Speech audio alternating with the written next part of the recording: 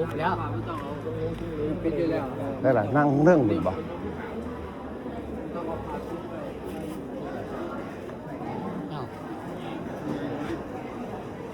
อืมอืม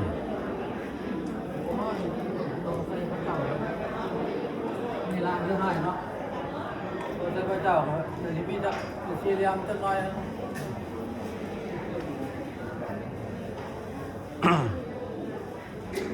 เริ่มไปแล้วโอ้ขึ้นสูงมันไม่ได้ว่าสูงเรื่อยๆเรื่องเสร็จมาจนได้ว่าได้พระเจ้าเป็นอะไรที่ตัวไอ้สี่เหลี่ยมก็ได้บ้างดีๆหน่อยเนาะ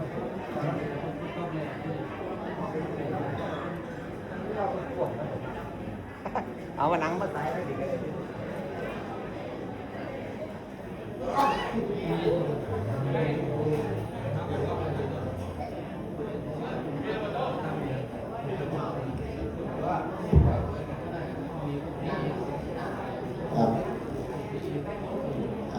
เล่นคือผมอาจจะเล่นมารับความธรรมดาเลยผมก็ยังมาเล่นเป็นสิ่งที่นักศิลป์ผมมารับความธรรมดาเอาเลยเล่นตัวเราสิ่งนี้ที่พัฒนาชนะได้เราสิ่งนี้มาเล่นที่เช่นแบบ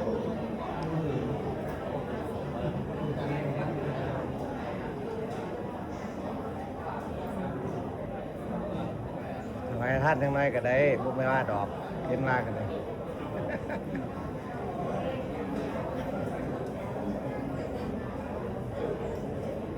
มันโคกสว่างมันโคกสว่างบ้านข้าวสั่นนั่งเราเศร้าเรื่องคนละคอยคนแรกคอยขอศีลเร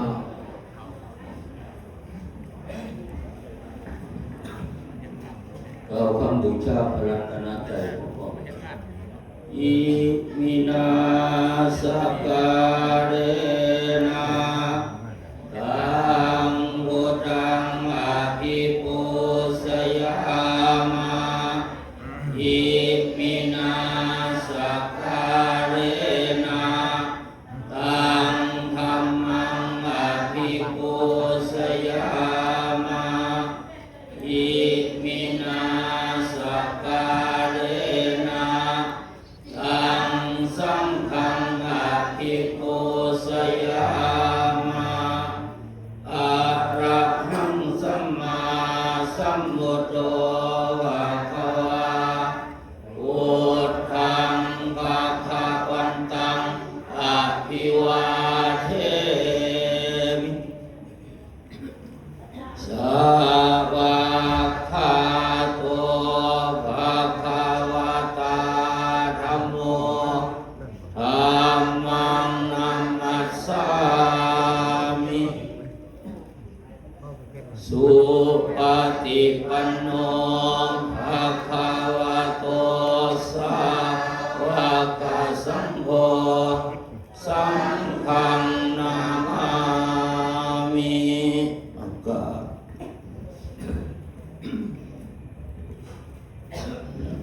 วันนี้เป็นวันพิเศษหน่อย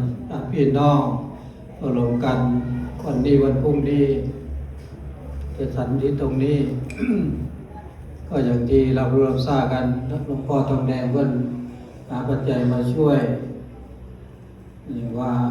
ถ้าเราพูดถึงเราจะคำหนึ่งว่าบวรเราก็บอเป็นมากก็คือบ้านบก็คือวัดรอก็คือโรงเรียนบวรนี่แปลว่าประเสริฐนะทั้งสามกลุ่มเนี่ยร่วมกันสมัคคีทำสิ่งที่ดีที่งามทำเพื่อประโยชน์แก่ลูกแก่หลานแก่สังคมตำบลอำเภอประเทศชาติศาสนาราชามกษัตริย์ก็ถือว่าบ้านเมืองนั้นอำเภอนั้นเจริญขึ้นด้วยจิตใจ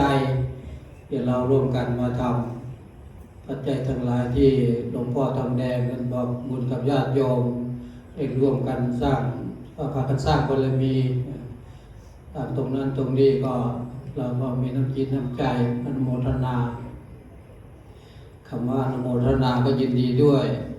ส่วนผู้มีคุณงามความดีหรือว่าปัตตานโมทนาในแบ่งคุณงามความดี เราก็แบกไปได้เรามีบุญอยู่ในใจอย่างที่เรารับพรนี่แหละใจของเราทานเราก็ได้ทำศีลเราก็ได้ประกันรักษาภาวนาก็กำหนดพุทโธในใจ หรือสวดมนต์ไหว้พระตรงนี้เราเป็นบารมีทำจิตให้สงบทำจิตให้สบาย ให้มีความสุขเมตตาตนเองอังสุริโตโหมิ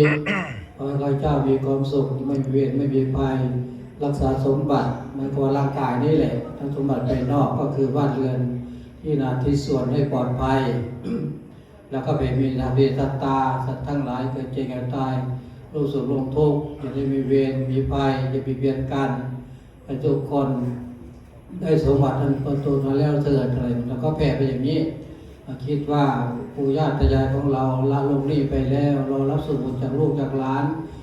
ตลอดเทวดายินพรหมยมยักษ์ตรงนั้นเลยแล้วก็แผ่เมตตาไปถ้าเบื้องบนพรหมโลกลงมาเบื้องต่ำอเวจีมาลงขึ้นมาโดยรอบขอบจักรวาลนันตจักรวาลท่านใดมีความทุกข์มาอนุโมทนาบุญกับข้าพเจ้าแล้วให้พ้นจากทุกข์ผู้ใดที่มีความสุขและสุขยิ่งขึ้นไปตั้งจิตตั้งใจรับพรพร้อมๆกันผู้มีน้ำหยาดเวลาขึ้นยะถาก็หยาดน้ำลงไปผู้มีน้ำหยาดน้ำจิตน้ำใจที่ตั้งใจเอาไว้ดีแล้ว ยะถาวาริวาหาภูราภาริปุเรนติสาคลังเอวเมวะอิโตทินังเวทานังอุปกัปปติอิทิตังปฏิตังตุมหังคิปะเมวะสมิสสตุสัพเพปุเรนโตสังกปายันโทปนลโสยะถามณิโชติรโสยะถาเอติโยวิวัชชันตุสัพพะโรโควินาศตุมาเตภวัตตรายโยสุขิติขายุโกภวะอภิวาทนาเยวิสเนจังวุฒาจายโนจัตตารโอธรรมาทันติอายุวันโนสุขังภาลังยะโกตาคินาเทนาสังฆังนิสุปฏิติตาเทคาร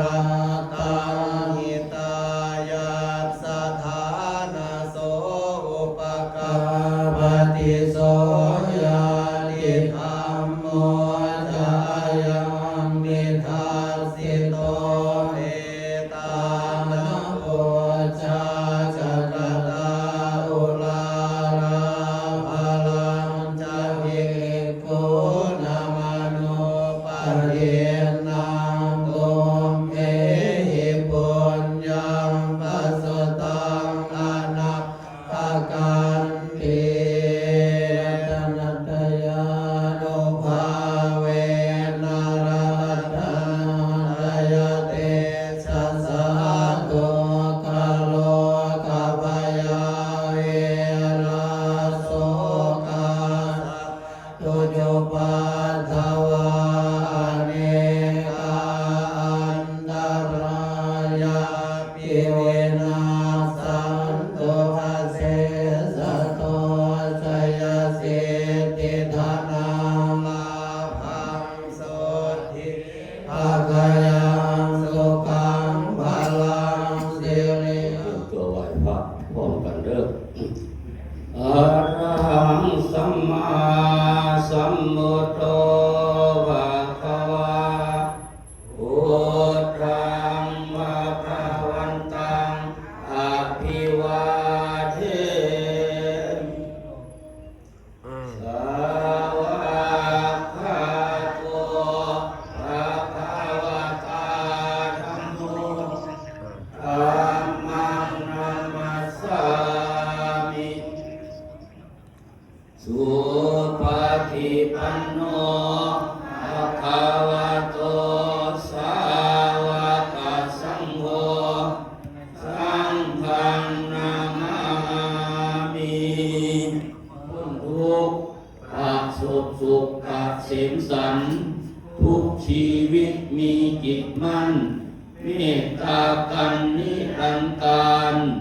บุญได้ข้าได้ทำโปรดช่วยนำแผ่ไพศาลพ่อแม่และวงวานครูอาจารย์สำราญใจหมู่สัตว์ทั้งน้อยใหญ่โปรดได้คอยรับคุณไว้